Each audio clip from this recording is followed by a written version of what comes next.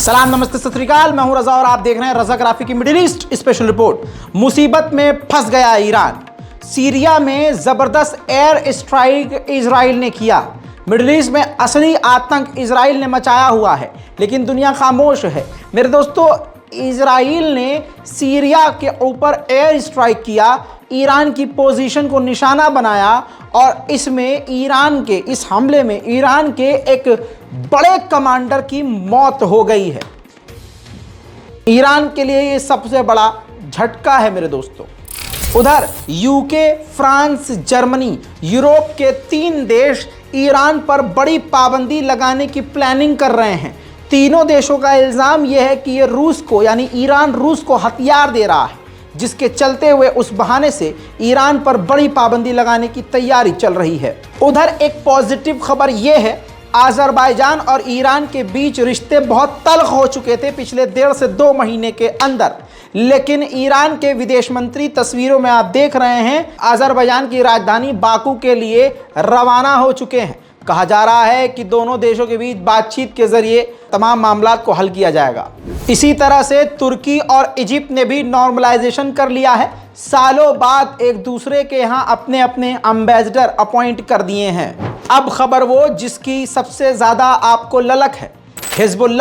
Hezbollah Israel की territory में मौजूद है, 2 टैंक हटा चुका है। अब हिजबुल्लाह ने बड़ी बात कही है और धमकी दी है, वार्निंग दी है इजराइल को कि लेबनान के बॉर्डर पर कोई भी अग्रेसिव, कोई भी आक्रामक काम मत करना, वरना हालात बुरे हो जाएंगे और जवाबी टक्कर दिया जाएगा।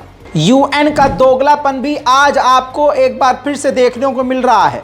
जब दुनिया को ये कन्फर्म हुआ कि इजराइल की ज़मीन पर हिजबुल्लाह के टेंट मौजूद हैं, तो यूएन कूद कर कछुए की तरह बीच में आया है, हिजबुल्लाह को समझा रहा है और इजराइल को भी समझा रहा है कि अभी आप कुछ मत करो, और हिजबुल्लाह को ही गलत साबित करते हुए पीछे हटने को कह रहा है। यही यूएन फिलिस्तीन के मुसलमानों के मकानात को तोड़ने पर खामोश है। यही यूनाइटेड नेशन इजराइल के आक्रामक गतिविधियों पर खामोश है।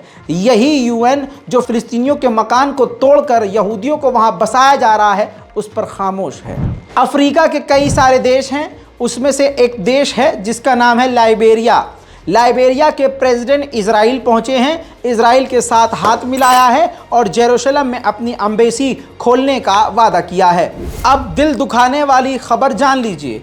44 घंटे तक फिलिस्तीन के इलाके जनीन में रेड इजराइल की मिलिट्री करती रही, जिस आतंकी हमले में, यहूदियों के आतंकी हमले में 12 फिलिस्तीनियों की मौत हो गई और 44 घंटे के बाद सैकड़ों फिलिस्तीनियों को घायल करके, सैकड़ों मकानों को नुकसान पहुंचाकर 44 घंटे के बाद उस इलाके से, जनीन के फिलिस्तीन के इलाके से यहूदी मिलिट्री पीछे हटी। अब मैं आपको ये दिखाऊं कि जुल्म कितना है। इतना जुल्म है कि 44 घंटे तक फिलिस्तीनियों के इलाके में रहकर 12 फिलिस्तीनियों का कत्ल करके, सैकड़ों मुसलमानों को घायल करके, तोड़फोड़ मचाकर जब यहूदी मिलिट्री, यहूदी देश इजराइल पहुंची, तो यहूदियों ने ताली बजाकर उनका स्वागत किया। नफरत का खेल आपको कुछ कुछ यहाँ से मिलता जुलता नजर आएगा। देखिए,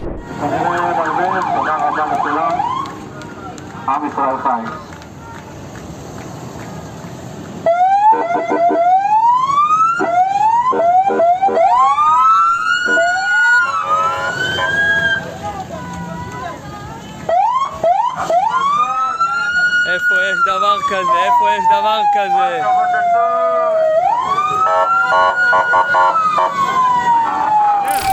जनीन में इतना जुल्म और सितम इजराइल ने किया कि अपने बच्चों को जिंदा रखने के लिए, खुद को जिंदा रखने के लिए हज़ारों फिलिस्तीनियों ने जनीन को छोड़ दिया, अपने मोहल्ले इलाके को छोड़ दिया।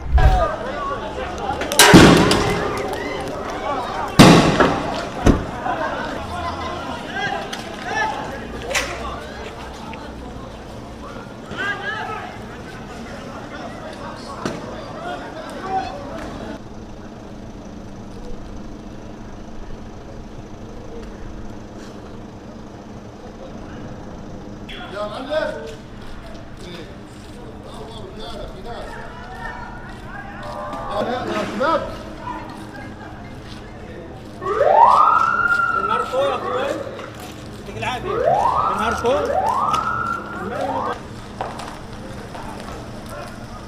इजराइल पूरी तरह से इंटरनेशनल क्राइम कर रहा है और इंटरनेशनल पॉलिसीज और कानून का उल्लंघन कर रहा है।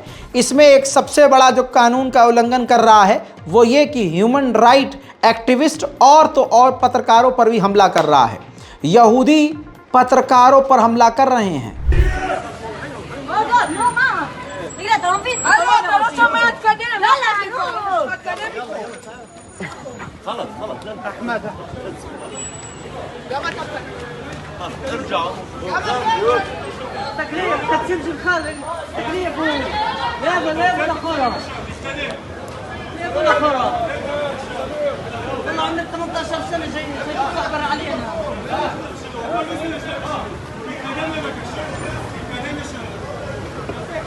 इसके अलावा एक और तस्वीर दिखाऊंगा कि यहूदी मिलिट्री फिलिस्तीनी घरों में घुसकर फिलिस्तीनियों को बिना किसी वजह गिरफ्तार कर रही है।